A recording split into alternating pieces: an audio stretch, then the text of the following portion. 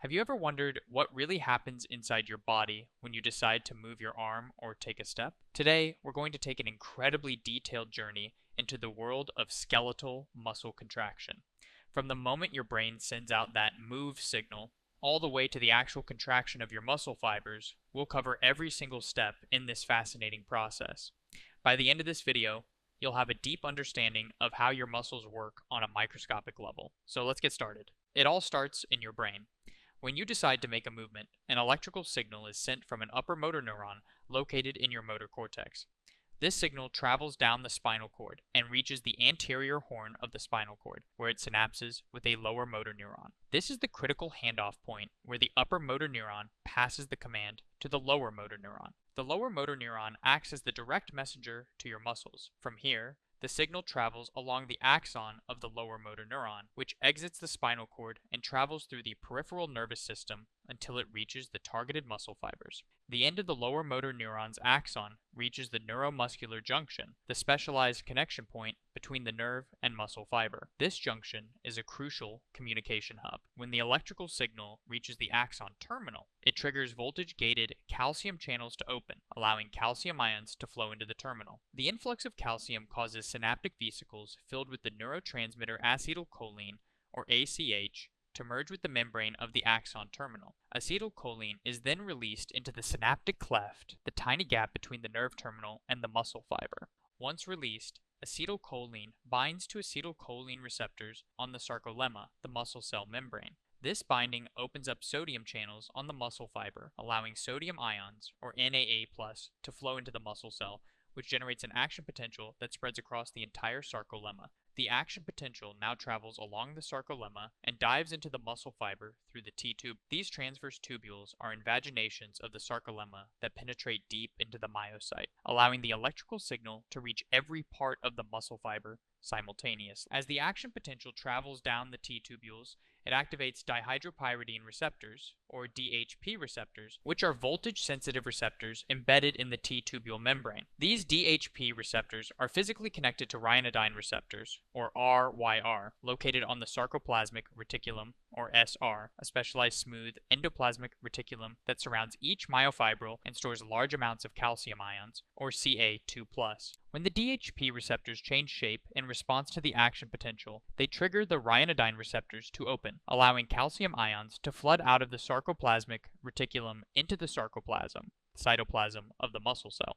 Before we dive into the contraction, let's take a closer look at the structural units of the muscle fiber, or myocyte. Each myocyte is a long cylindrical cell with multiple nuclei situated just beneath the sarcolemma. Inside the myocyte, we find long, thread-like structures called myofibrils running parallel to each other, making up most of the cell's volume.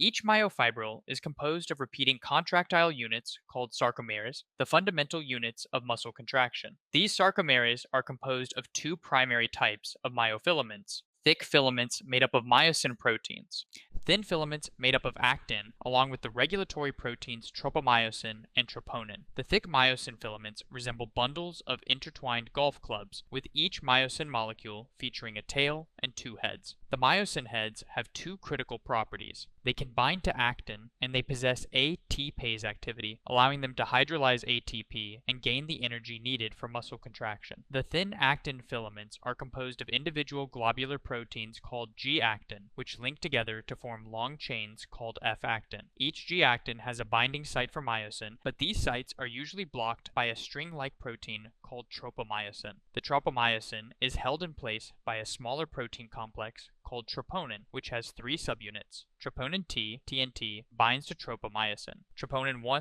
TNI, binds to actin, inhibiting the myosin binding sites. Troponin C, TNC, binds to calcium ions. These thick and thin filaments are arranged in such a way that they overlap within the sarcomere, giving skeletal muscle its characteristic striated appearance. At either end of the sarcomere are Z-discs, to which the thin filaments attach. The center of the sarcomere contains the M-line, where the thick filaments are anchored. With the sarcomere structure in place, let's explore how muscle contraction happens. The sliding filament theory. When calcium ions released from the sarcoplasmic reticulum bind to the C subunit of troponin, TNC, the troponin complex changes shape, causing tropomyosin to move away from the myosin binding sites on actin. This exposure of the active sites allows the myosin heads to attach to actin, forming a cross bridge. The process of cross-bridge cycling can be broken down into 4 key steps. Cross-bridge formation. The energized myosin head binds to an exposed active site on actin. Power stroke. The myosin head releases ADP and phosphate, PI, pulling the actin filament toward the M line. This movement is what shortens the sarcomere, leading to muscle contraction. Cross-bridge detachment. A new ATP molecule binds to the myosin head, causing it to release from the actin filament. Reactivation of the myosin head. The ATP is hydrolyzed into ADP and PI, providing the energy needed to return the myosin head to its cocked, high-energy position, ready for another cycle. It's important to understand just how vital ATP is in this entire process. ATP provides the energy needed for the cocking of the myosin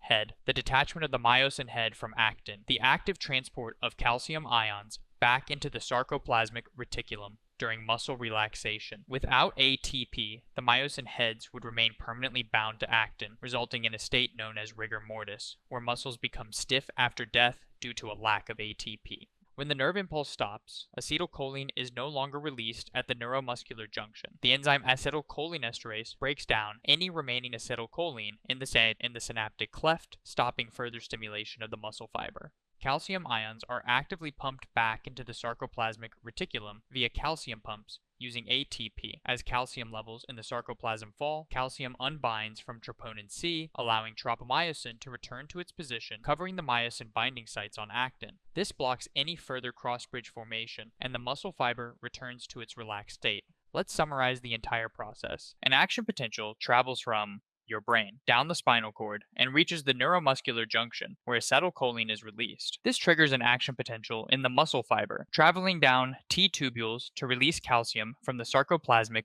reticulum. Calcium binds to troponin, moving tropomyosin and allowing myosin heads to bind to actin. The myosin heads execute a power stroke, causing the sarcomere to shorten and the muscle to contract. ATP is essential at every step to maintain and cycle through the contraction process. Finally, when the signal ends, calcium is pumped back into the SR and the muscle relaxes. And there you have it, the complete step-by-step journey of skeletal muscle contraction. It's an incredible, highly coordinated process that allows you to perform even the simplest of movements. If you want to reinforce what you've learned today and explore more topics in human physiology, check out the King of the Curve app. It's packed with interactive quizzes and resources designed to help you master complex concepts just like this one. If you found this video helpful, make sure to subscribe, like, and share for more in-depth explorations into the amazing workings of the human body.